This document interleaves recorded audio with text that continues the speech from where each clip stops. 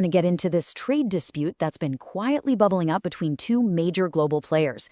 Now, at first glance, you might think it's just about, lentils and chickpeas, but trust me, when you dig a little deeper, you'll see it's a huge story.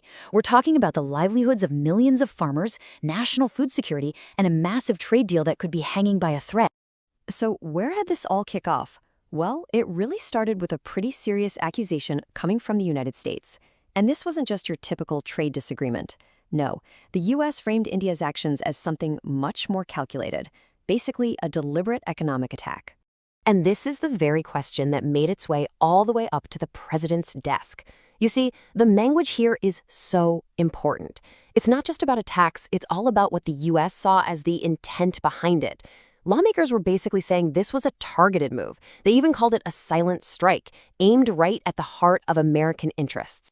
So, the formal complaint? It came in a letter from a couple of U.S. senators, and they did not mince words. They basically argued that India had slapped this totally unfair and excessive tax on American pulses. What that did, they said, was completely shut their farmers out of a huge, crucial market, and they demanded that this issue get pushed to the very top of the list in any and all future trade talks. Okay, but you might be asking yourself, why senators from these specific states? Well, it's definitely not a coincidence.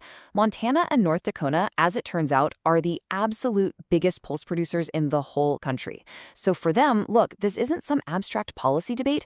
This is a direct hit, a real gut punch to their local economies and, of course, to the farmers they were elected to represent. All right, so let's flip the coin and look at this from the other side. Because from India's point of view, calling this an attack just doesn't make sense. For them, it was all about building a defensive wall, a way to protect one of their most crucial sectors. And that wall, well, it came in the form of a number, 30%. A 30% tariff on any pulses coming into the country. But here's a really key piece of context. This wasn't some brand new tax they just invented. It was actually the reimposition of a tariff they'd lowered for a while back when they were dealing with their own domestic shortage. So for India, this 30% tariff is like a multi-purpose shield. First and foremost, it's there to stop a flood of cheap imports from absolutely devastating their own farmers. We're talking about 130 million of them. But it's also about keeping the price of a staple food stable for their people. And, making sure the country doesn't become too dependent on outside supply chains. And this right here really gets to the fundamental difference in how each side sees this. See, for India, pulses aren't just another product you trade. They're what's called a food security commodity. Think about it. They're a primary source of protein for a huge part of the population. So politically, they're on the same level of importance as something like rice or wheat. It's that serious. But of course, a protective wall on one side is a big solid barrier on the other. So now let's look at the very real economic chain reaction this tariff set off back in the US, and you'll see exactly why American farmers started pushing back so hard. I mean, this really just boils the whole conflict down perfectly, doesn't it? You've got these two big strategic partners, both looking at the exact same 30% tariff, and they come to completely opposite conclusions. One side calls it unfair and excessive. The other calls it protective and necessary. And that right there is the heart of the standoff. And yeah, for American farmers, the impact was fast and it was harsh.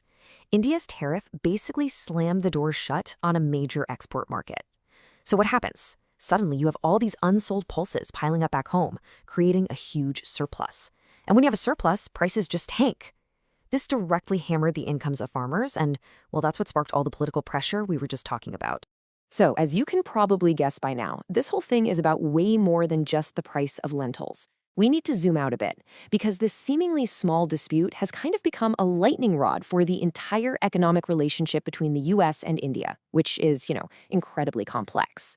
And this question just perfectly captures what's at stake. Dal, if you don't know, is the word for pulses in Hindi. And the big question everyone's asking is, could this one issue, this fight over dal, be enough to completely derail the huge, comprehensive trade deal that these two countries have been working on for years? Yeah, the pulse dispute has basically turned into a critical test case. You can bet that negotiators on both sides are watching this thing like a hawk. Why?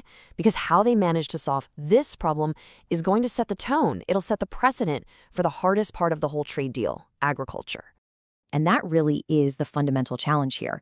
If you look at history, India has always fiercely protected its agricultural sector. Meanwhile, the US has always been pushing for more access to that market, so the logic here is pretty simple, right? If you can't even agree on pulses, what hope do you possibly have for even trickier, more sensitive products like, say, dairy? So this all brings us to the endgame, really. You've got both sides feeling this immense pressure from back home. So where's the middle ground? Where's the room for a compromise? Well, as it turns out, one side has made its non-negotiable bottom line crystal clear. And that's this. India has drawn a diplomatic red line.